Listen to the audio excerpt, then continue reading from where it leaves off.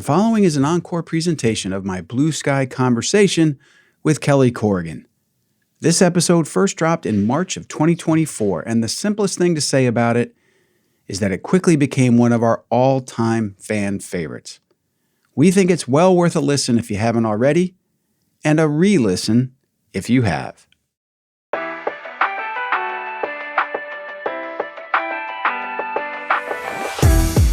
From the studios of the Optimism Institute, welcome to the Blue Sky Podcast.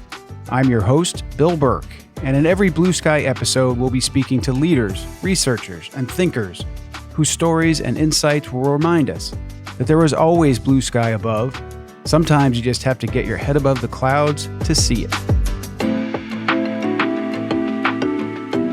It so happens that this Blue Sky conversation is the 50th episode of this podcast. That feels like a big milestone for me, and I've enjoyed working on all of them, including this one, the Big 5-0. And it seems oddly fitting that my guest today has a body of work in podcasting that makes mine look diminutive, trifling, inconsequential, fun size. You get the idea. You see, Kelly Corrigan has recorded more than 400 podcast interviews, and her show, Kelly Corrigan Wonders, recently crossed 14 million downloads.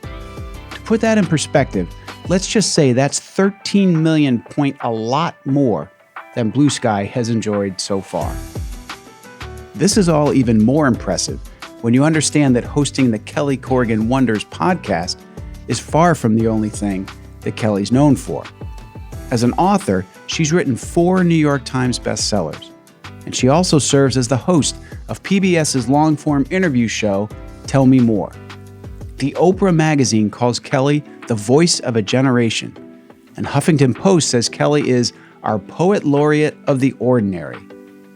I've been fortunate to get to know Kelly through my brother's family, with whom she's a good friend, and she's been kind enough to coach and encourage me in my work as a fledgling podcaster. To have her as a guest on my show is a privilege, and dare I say, a little intimidating. But our conversation was a lot of fun, and I hope you enjoy it as much as I did.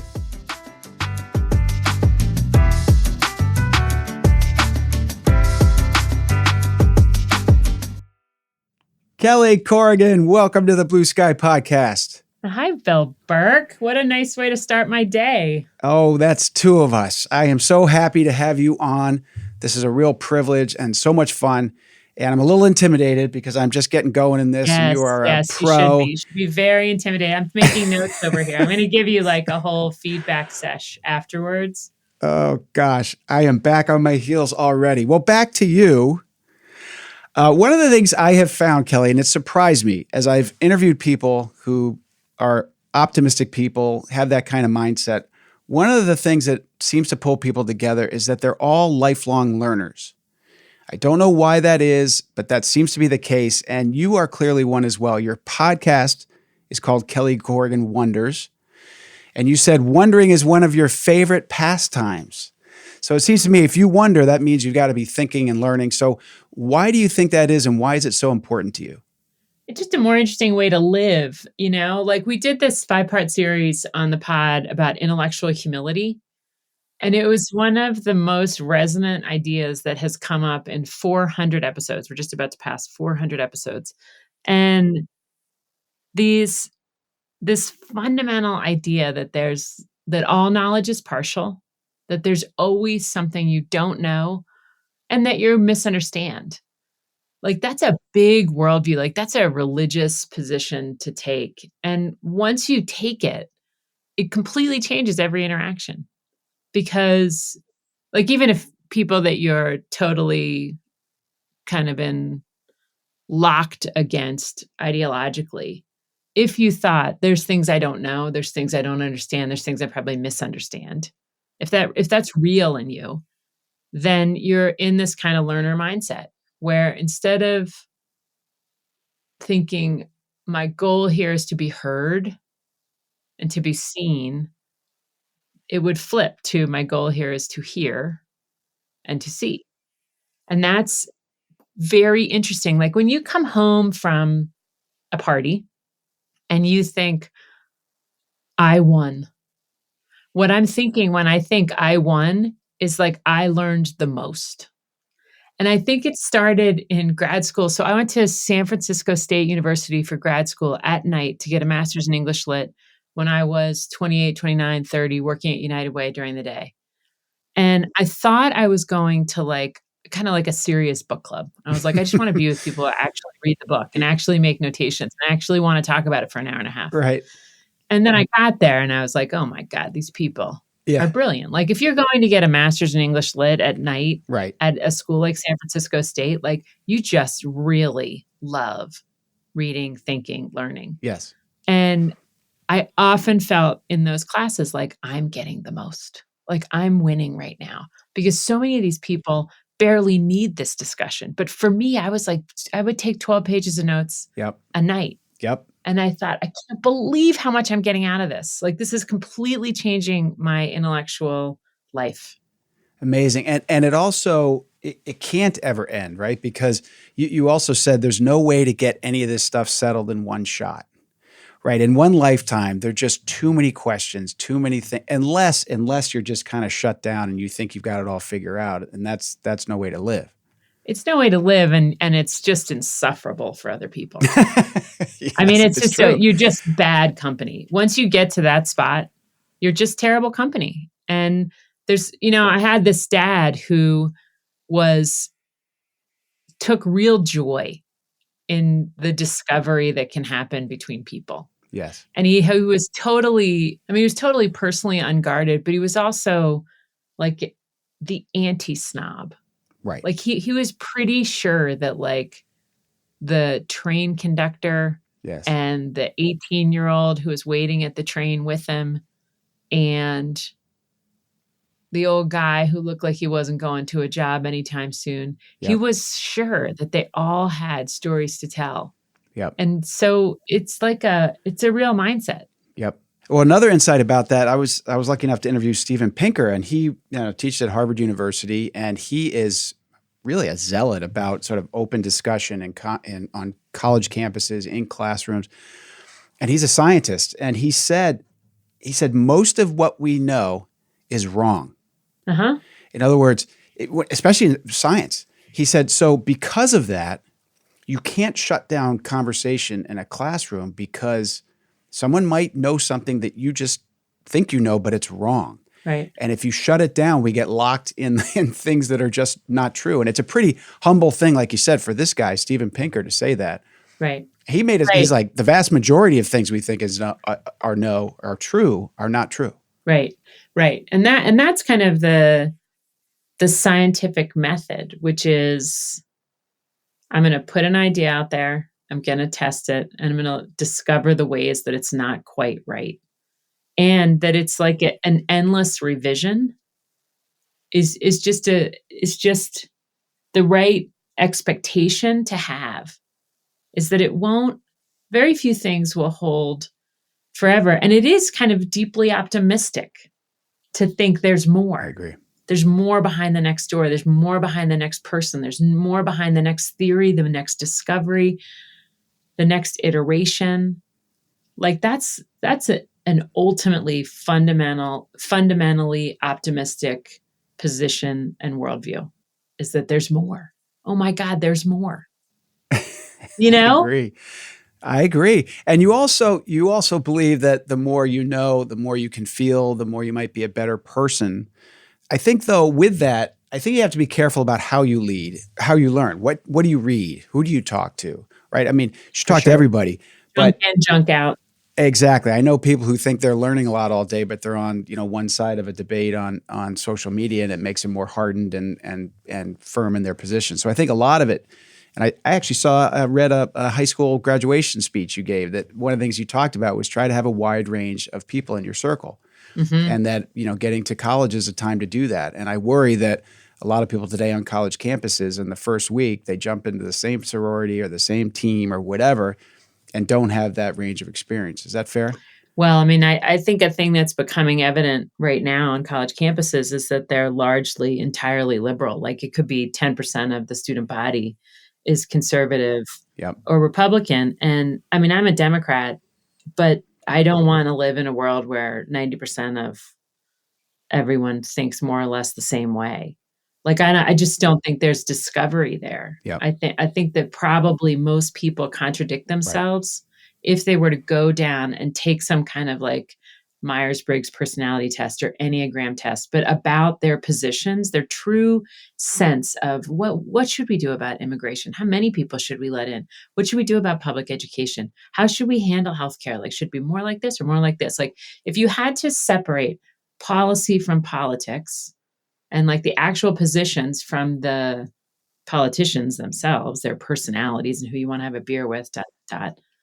And everyone had to fill out this form that was like, kind of show me who I am.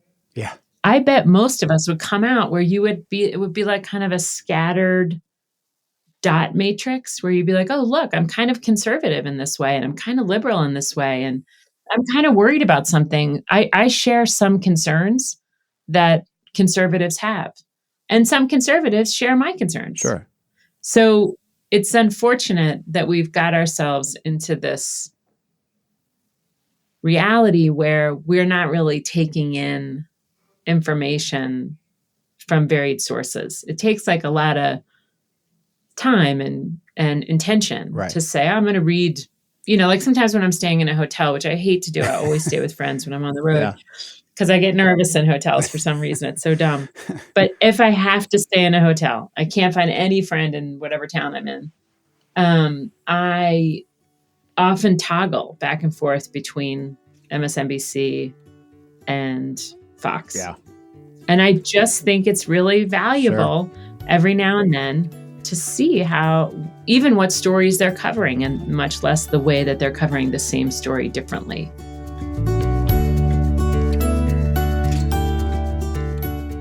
Kelly Corrigan says that our lives will be more interesting if we embrace intellectual humility, and I agree. And I really like the idea of leaving a social gathering and feeling like you've won if you learn the most of anyone there. I know I could use some work on that front, as I tend to talk more than I should, and I do well to ask more questions and do a better job listening. And I learned something else here from Kelly.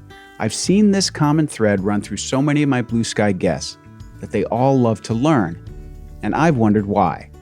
Kelly cracked the code, I think, when she said it's an optimistic position to believe there's always more to learn. At this early point in our conversation, I've already learned enough from Kelly to declare myself a winner. But wait, there's more. And getting back to our conversation, I wanted to talk to Kelly about how we get back to more civil discourse. And I mentioned another Blue Sky guest from whom I've learned a lot. Kevin Kelly also wrote that when you sit down with someone, get to know someone, have a discussion, you start with all the things that you share in common.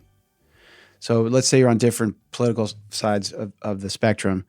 And he said, you'd be surprised by the time you're done with that, you realize that your differences are way on the margins, right? You all want your kids to be happy. You all want the air to be clean. You all want people to be safe. You want the country to stay out of war, right? And then you realize it's these little things on the margin, and then you can talk about that. But it's a much better conversation than leading right away with the big things you disagree on. Does that sound familiar? Yeah, totally. I mean, I think one really weird, interesting place to let a conversation go, or maybe even nudge it in that direction, if you're looking for a little shared humanity, is pain. So if you had a bad back, or you had knee surgery, or you tore your ACL, or you get migraines, or you're in menopause, or, your parents are having cognitive decline, but like the things about our bodies that we live in sometimes can be so sympathetic. Yep.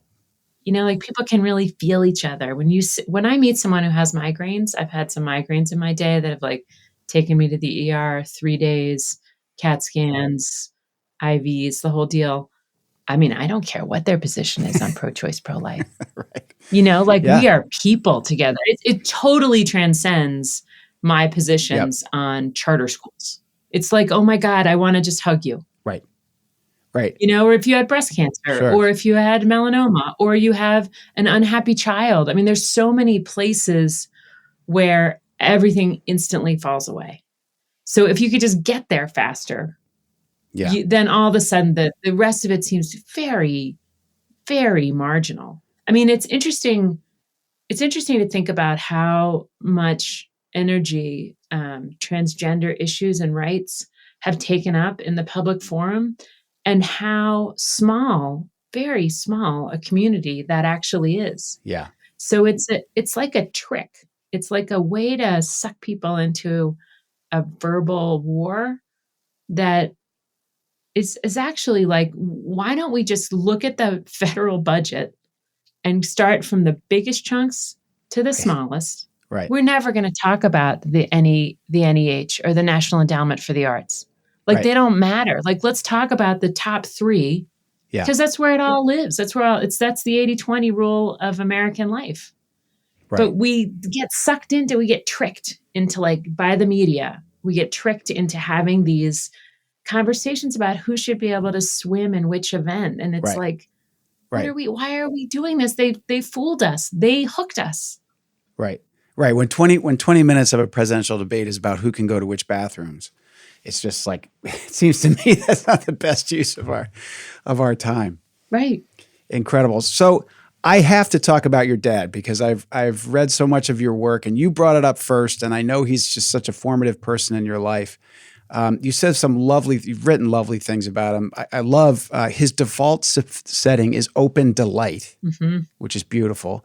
But I particularly loved, according to my dad, the world was beyond safe.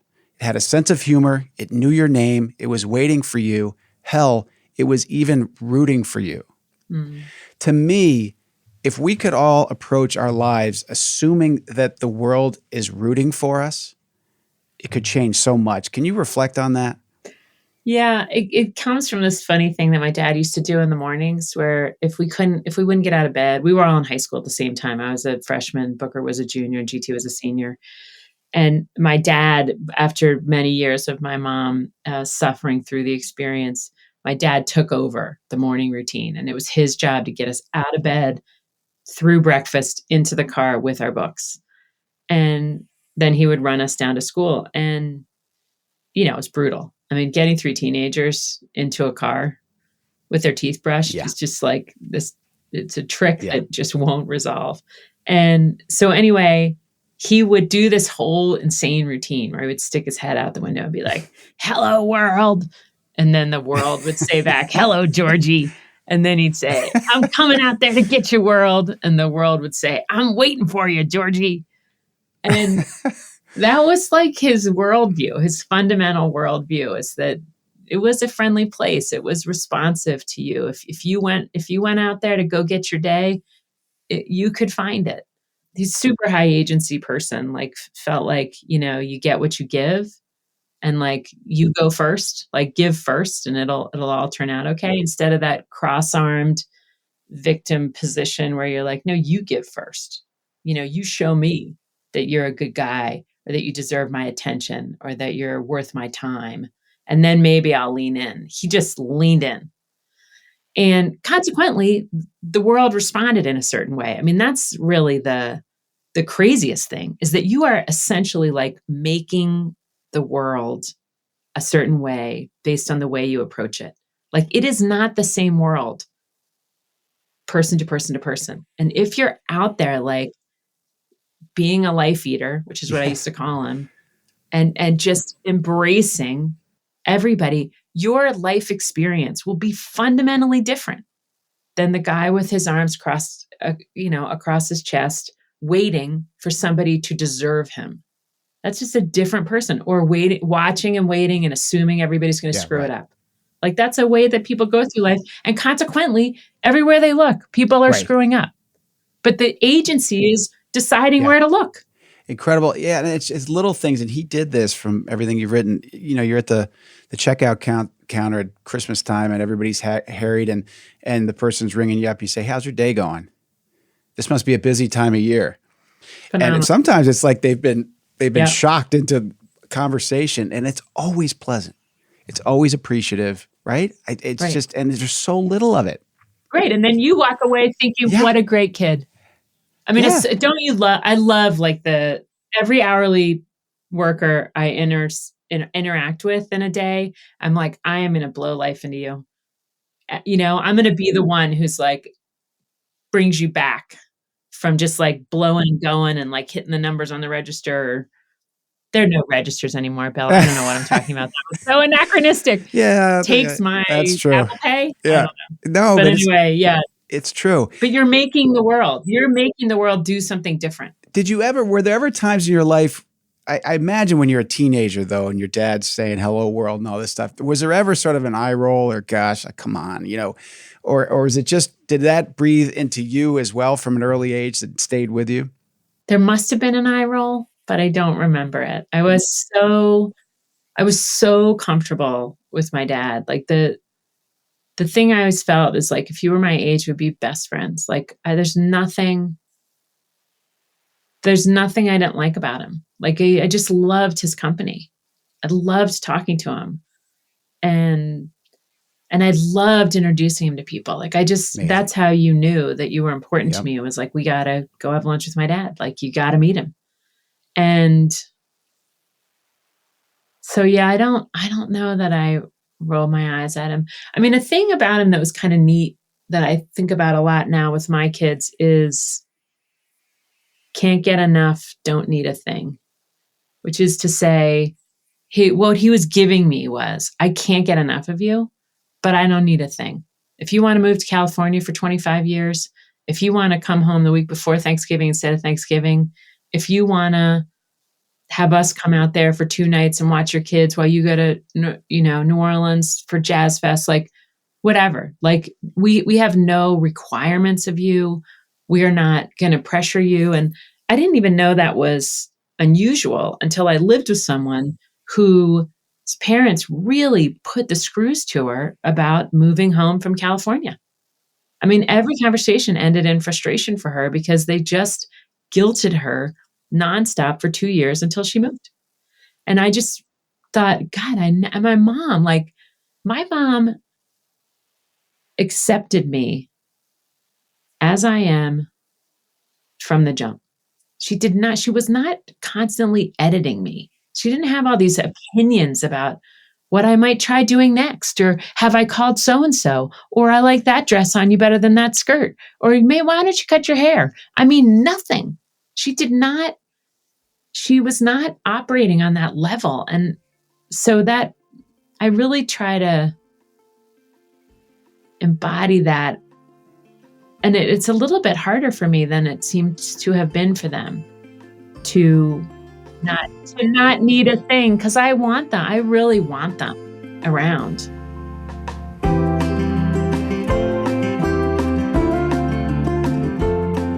To read Kelly Corrigan's books is to fall in love with her dad. His upbeat and optimistic spirit comes through in his daughter's descriptions, and I've no doubt that adopting his mindset that the world is rooting for us would do us all a lot of good. And as Kelly says, if we can all be life eaters like her dad, a great expression, by the way, our lives could truly be fundamentally different. We'll now turn to Kelly's mom, whose personality is different from her husband's, but is equally impressive. Dad was often the go-to, but we're going to transition here to talk about some of the challenges you faced. And when you found out you had cancer and you were really scared and at your worst, it was often your mom who you wanted to talk to. Yeah, she's a real go-to person in a storm. She can really think through a problem. She can get down to like a to-do list pretty fast, and she doesn't crack, and she's efficient and very can-do. So the first time I really saw her in action and thought, God, that was comforting, was I had a panic attack in New York City. So I was making this educational, at the end of my master's degree, I made this educational software to help kids learn Shakespeare. I was super into Shakespeare in grad school, and I was like, kids don't get it, and I can make them get it, and I'm going to beat Cliff Notes, and I'm going to make this really fun interactive software where they get to cast the play and, and then reset it in Shogun Japan or in the 1930s US culture. And anyway, I was so into it. And I went to sell it to Kaplan Test Prep. Oh yeah, in New York City. I remember. So I was like way over the tips of my skis. Like I had no business doing any of this. But it was like the end of the century, sounds so old, but it was Yes. when the .com thing was like everyone had a Crazy C time. corp. Absolutely crazy time. I mean, I was in San Francisco, so Yeah, everybody was crazy. like had shares in something. Yeah. So anyway, I went to do this deal at Kaplan and I totally had a panic attack. I'd never had one before. I'd never heard of them before. I didn't know they had a name. Yeah. And I thought, oh my God, I'm going to walk out of here and like jump in an ambulance. Like, I think I'm having some kind of, I don't know, pre-aneurysm or something. Yeah. Like I couldn't figure it out. So I came home and I sat down at the kitchen table and I said to my mom, I think something's happening to me. Like, I think I might be having some kind of cognitive event. And she was like, what are you talking about?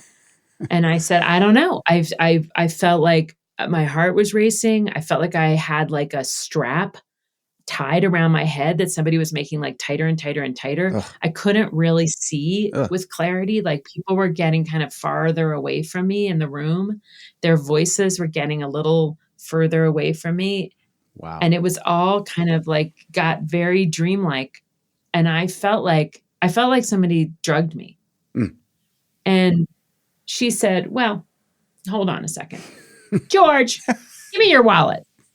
And she went and got his wallet and she pulled out his insurance card and she called the people right in front of me, like as if she just did this for a living, you know, as if I hadn't just told her something that was so unsettling. Right. And hello, this is Mary Corrigan. I am calling because my daughter has had some kind of attack or event, and we need to talk to the kind of doctor that would deal with such a thing. And who's she calling? Is she calling someone in New York? She's calling like the 800 number. She's calling the 800 number on the insurance card.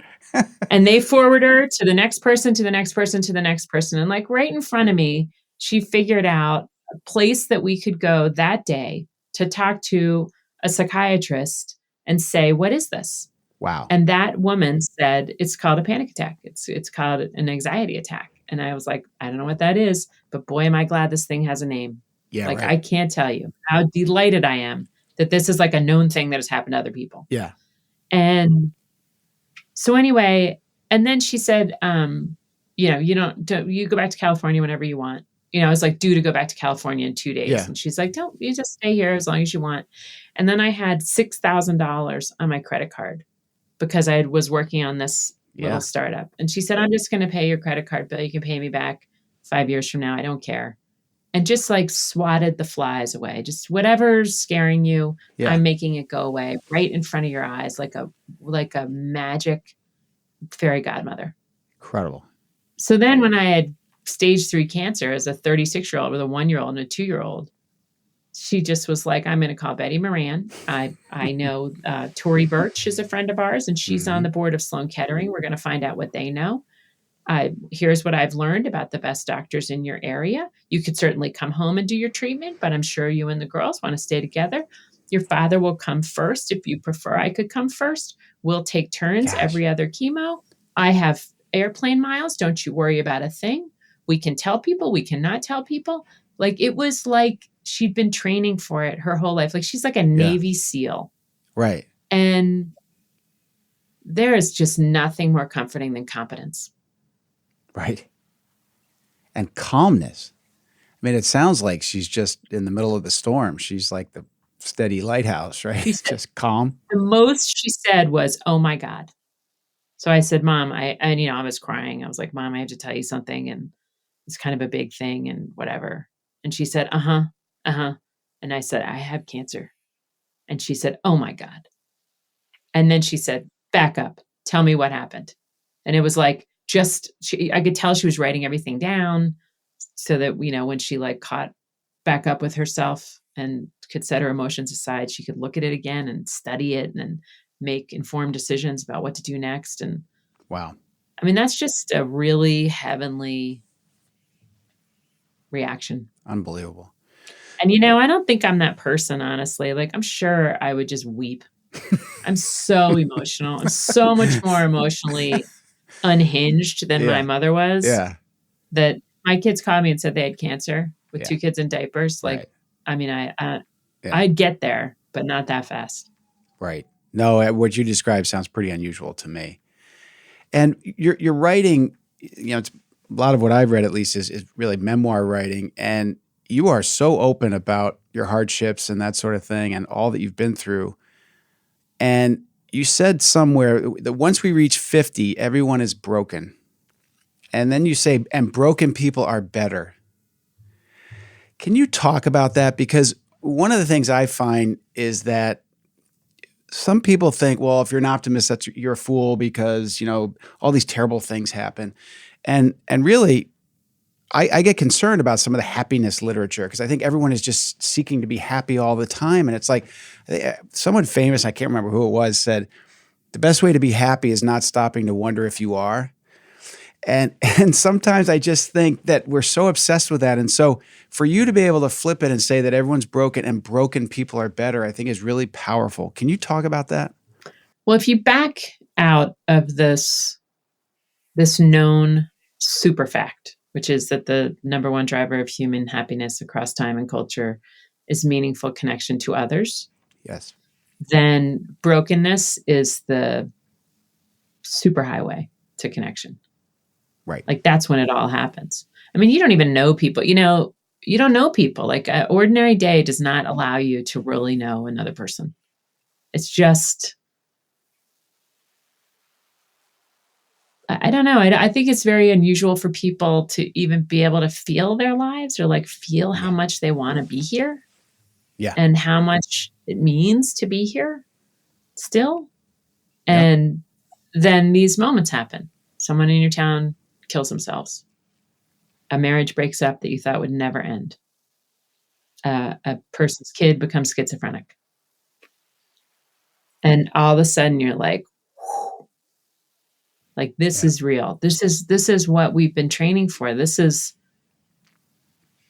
what friendship is designed to address. And I raised my kids in this little town called Piedmont, California, which is right near Oakland, California, in the East Bay. Mm-hmm. Yep. Very small town, 2 miles by 2 miles, 10,000 people. And, it's an idyllic place in many ways. Many, many trees, no power lines, parks, birds, good coffee, high-end sandwiches. You're there.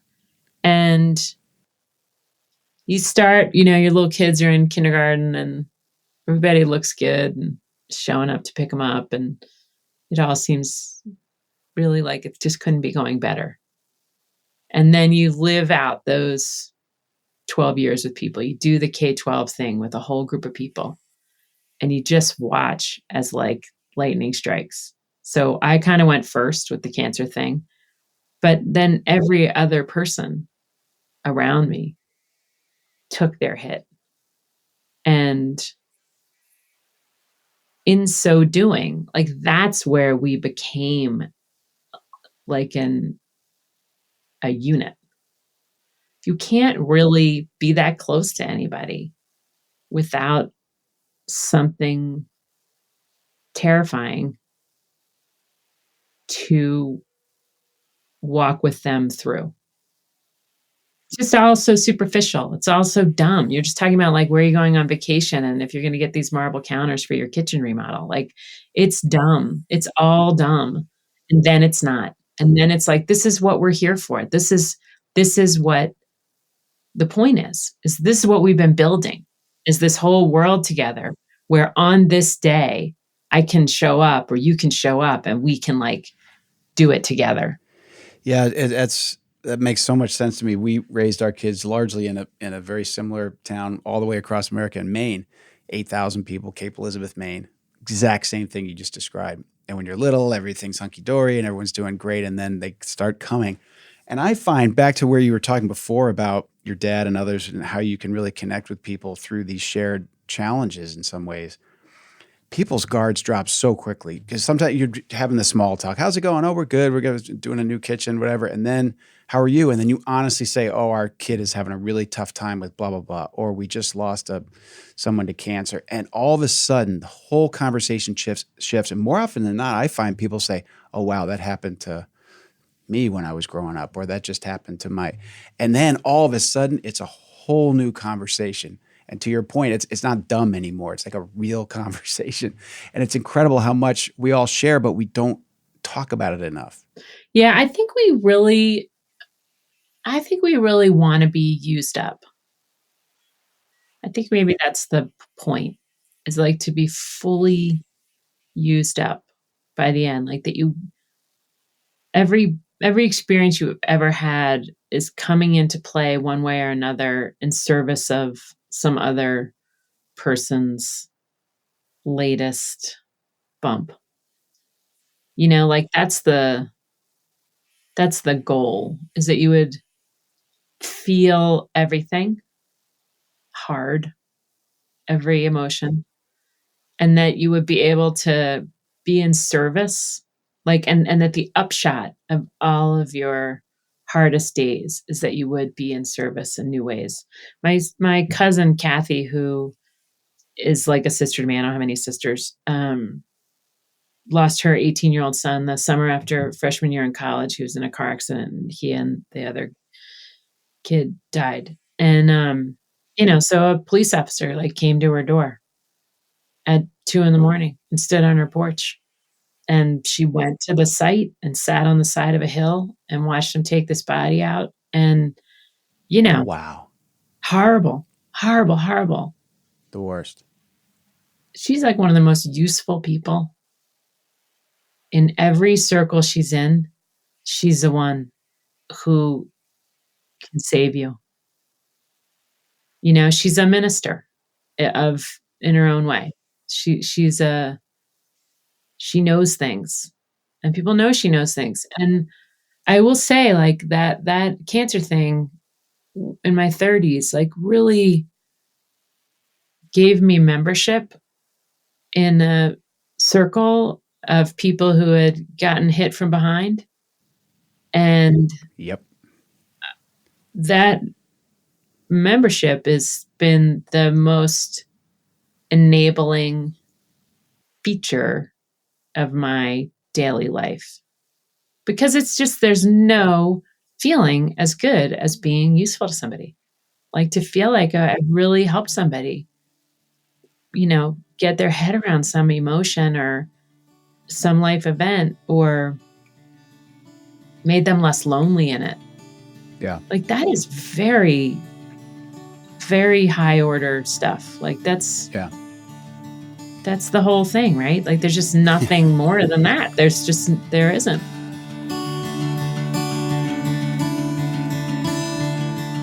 I've said many times on this show that a hallmark of optimists is their ability to quickly turn from seeing a problem to providing a solution. Kelly's mom embodies that attribute here. Her first reaction to learning of her daughter's cancer is, "Oh my God." Then within seconds, she's putting together a game plan to get her well. And Kelly offers a terrific insight when she says, broken people are better. And I think it's true that we get much closer to others when we're going through something serious. She follows all this up with a line worthy of a refrigerator magnet or inspirational poster. There's no feeling as good as being useful to someone. Now, back to our blue sky conversation, starting with another line written by Kelly. I'm going to share another quote from you, Kelly, which is, more and more, I feel that's what we're here to do, is to experience the whole crazy wheel of emotion, and that to know one is to know its opposite. To know fear is to know security, and to know worry is to know peace, and to know loss is to know love. There's a pretty big payoff to every hard moment. If that doesn't help you get through the tough times and stay optimistic and hopeful, I don't know what else is. That's beautifully articulated. Yeah. I it's funny. There's this run of books right now that are talking about connection and listening. And yes, I felt somewhat amused, hey, welcome to the party, gang. By this new concept. Yeah, by this big new concept. Hey guys, gather around. You're not going to believe what I've discovered. Ooh. Yeah, if you really listen to people and that. you really connect, your life will be better. Yeah. But it might be that there's a male-female element to it, and that what we might be doing in this moment culturally is guys saying to guys something that if a woman said it to a man, he couldn't hear it. But if a guy says it, or the right guy says, "Hey, gang, this is really gonna change your life," that maybe there's an Yeah. openness there because of the messenger to receive the message. Yeah. But, my husband, is a biker, like a road biker, Mm-hmm. and, Yeah. it's a very funny, easy thing to make, cracks about because the outfits are so insane, Yes. and Yes. I used to do it. It's yeah, rough, but there's yes, just 1,000 ways to poke holes. you can't look. Yeah. And you're clopping around in Oh, the it's shoes. just Yeah. it's a goofy thing. But he's Yes. like, "Kelly, the thing you're missing is it's the thing you want from me the most, which is when I go out there for 5 hours, I am talking to these people. And the way I'm talking to them is way different than the way I would talk to them if we were out to dinner with somebody or if we were at a cocktail party. Like, because the rides are 70 miles, people are sharing so much, and it is for sure like the best parts of his week are these rides with these guys where they're comparing notes in a way that they don't in ordinary life. And that's awesome. Yeah.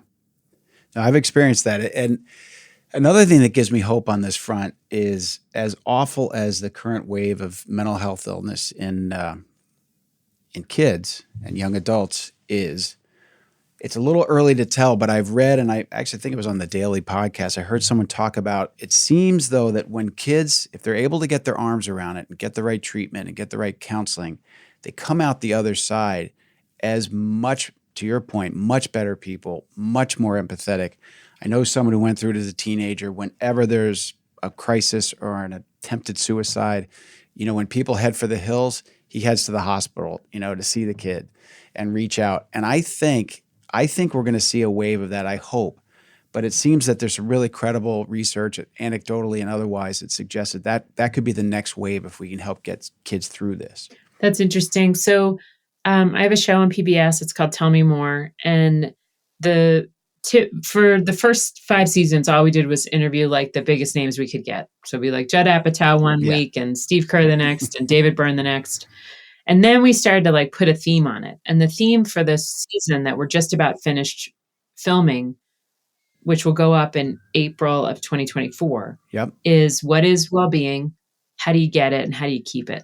And so we talked to 10 of the best scientists and researchers in the country, trying to understand what are the relationships between mood and movement, mood and food, mood and connection, mood and spirituality. And we sort of went through all these different parts of an ordinary life to understand, talked about medication, we talked about genetics, we talked about nurture, early environments, early relationships, and everything. We're really trying to surface like what's the best data available right now telling us, rather than like what are the Instagram influencers or like the TikTok kid who's mouthing off about who's got ADD and who doesn't.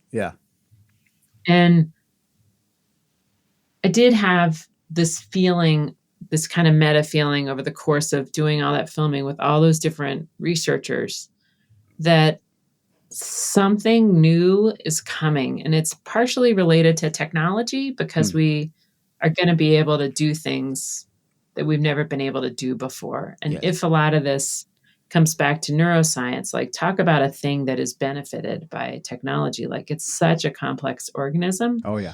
And so you really need like high level computing to do some of the things that you would want to do to look at a brain and the neural connections and pathways and neuroplasticity and all that kind of stuff. Then the other thing that seems like we might be dawning is that a lot of our mental health conditions have a metabolic component. And so all in, I thought, one, what you thought, which is it'll be very interesting to see this generation of kids who many of whom have done therapy, many of whom have used medication, many of whom have done deep reading and study into their own well-being, many of whom are trying meditation and other sort of spiritual pursuits. Like what kind of adults do they make? What kind of decisions do they make? What kind of corporate leaders do they make? It'll just be interesting to see. And all these pandemic kids, like, God help us. That just the hit there is, I think, going to continue to reveal itself, Yeah. like the ways in which that stymied growth and development. Yeah. But also I wondered, are we about to like reframe some of our thinking in a way that's super beneficial for all? Like, are we about to get better at taking care of our mental health? Maybe. I felt optimistic about it. There you go. Well, at least we're talking about it, right? I mean, that's step one in any of these things. So Yes. that's a fascinating. And we're questioning, like in the scientific way that we talked about. Like we're wondering in that way that's really powerful. What's working? Is this working well enough? Like, are the side effects of this, like, how's the efficacy? Like, how does this compare to that? Yeah. And so, well, just brain plasticity, what we were talking about before, but most of what we know is wrong. No one believed that for the longest time. The people who first started pursuing this idea of brain plasticity was like, no, the brain's pretty much fixed. You can learn, you can do this sort of thing, but you're not going to change the structure or and that's just, we were wrong. And so I know, isn't that wonderful? It's incredible. Isn't that like the best news you've ever heard? No, it's incredible. That you're not just like cooked and just slowly dying. Right. Like the story before neuroplasticity, the story was you peak and then it just gets worse every single day of your life and then you die. And or you're wired to be this way, and that's the way you're going to be. I interviewed a guy named Richie Davidson who teaches at the University of Wisconsin, and he spent a lot of time with the Dalai Lama. And he's a neuroscientist, so 70s and 80s, he's studying everything that goes wrong with your physical brain. That's what he did. And he goes to meet with the Dalai Lama, and the Dalai Lama said, "Why do you study all these people that have having all these problems? What if you studied brains that are functioning really well and research that, and then maybe help people turned his entire career around?" And he's on the leading edge of talking about neuroplasticity and ways you can do it, whether it's mindfulness or gratitude or all these practices. And you come away talking to this guy, just you feel fantastic and hopeful and optimistic. I think you're right. I think we're onto something. With that, I was going to ask you, what's been the biggest aha? Let me just add a person. Yeah, please. There's a woman named Samantha Boardman who wrote a book called Vitality, I think. And she's a psychiatrist in New York City. And I interviewed her for our pod, but also I know her socially. And she had that same shift where she was just working with people around depression and like alleviating suffering. And then she was like, but what if we could get past like the midway point and get into vitality? What if the goal was vitality? And so anyway, I've really valued her work.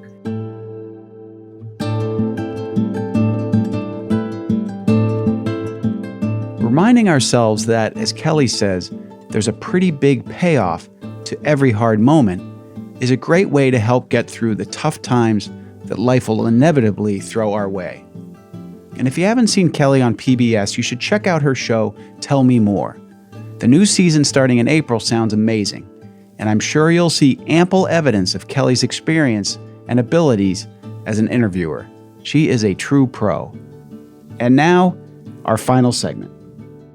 A last question before we wrap up. That season sounds fascinating, and you mentioned a few things you've learned. Was there, to the extent that you like to wonder and that's your pastime and you like to learn new things and be surprised, has there been one or two huge surprises or big ahas from that work that when you started it, having these interviews, you didn't think you'd find out? One thing is that even the best scientists disagree with one another about the finer points of the research and like what you can extrapolate from any given study.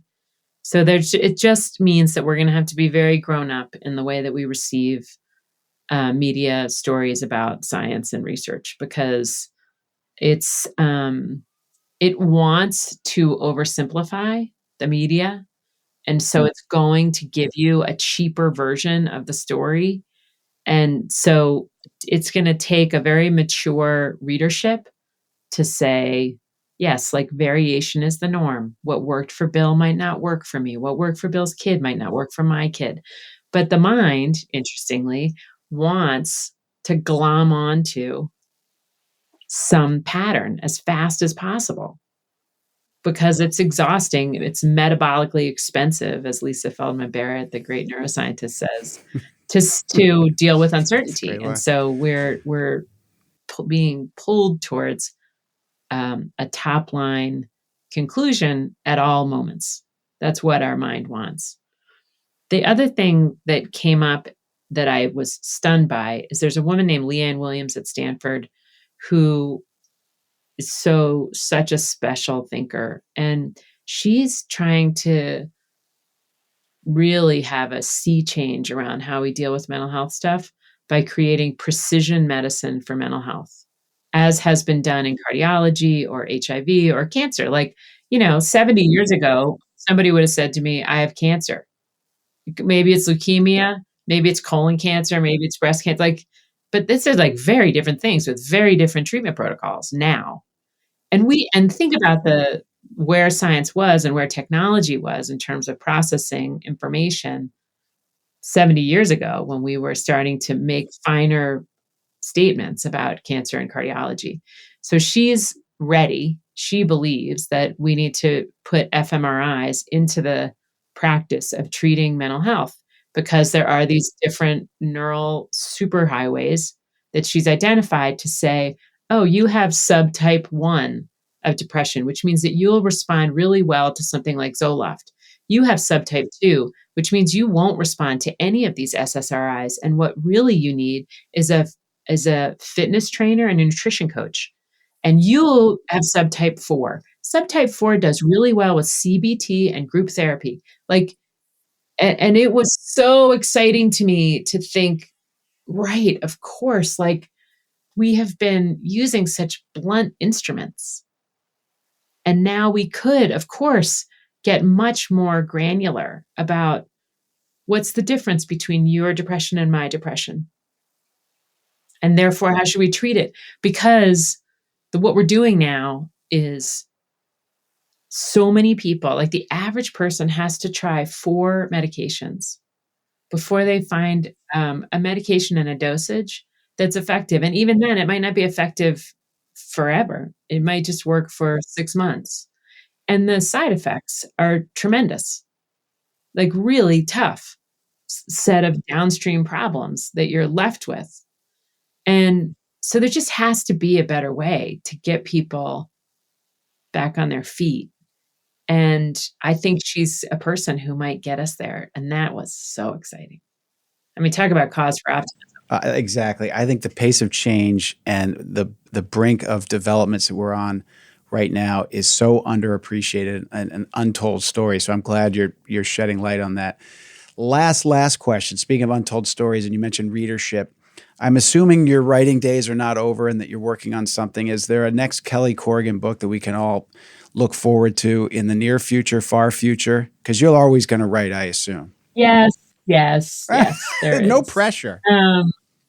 No pressure. I had 250 pages that I've been working on intermittently over the last 5 to 7 years, and I just set it aside. Yep. And then I had a new idea that I started writing into and talked to my editor about. But literally just this morning, I got asked to give a TED Talk at TED 2024. No way. Which is in April.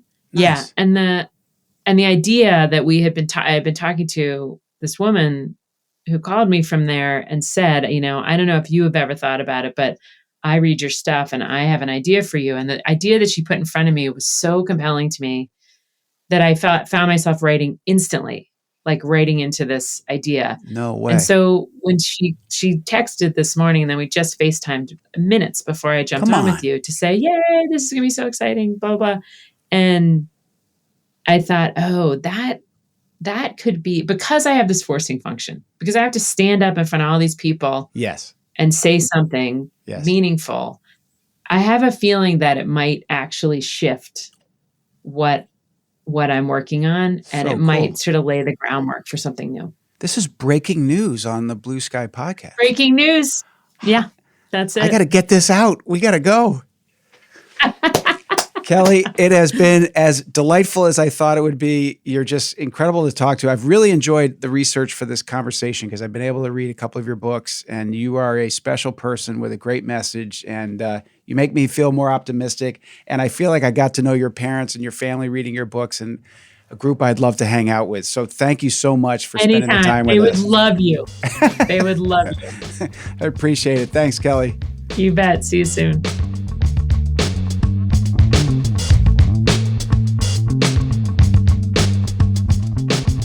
As I've said here before, the pace of progress in the medical field today is staggering.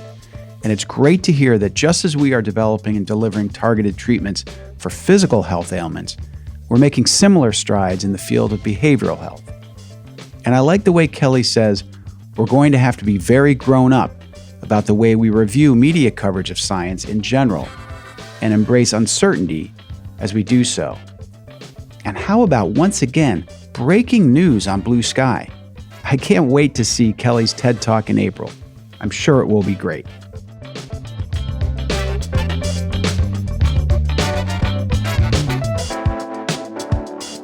I hope you enjoyed this conversation with Kelly Corrigan and that it was not at all metabolically taxing. And if you did, you might want to subscribe to Blue Sky wherever you get your podcasts, and also follow the Optimism Institute on social media.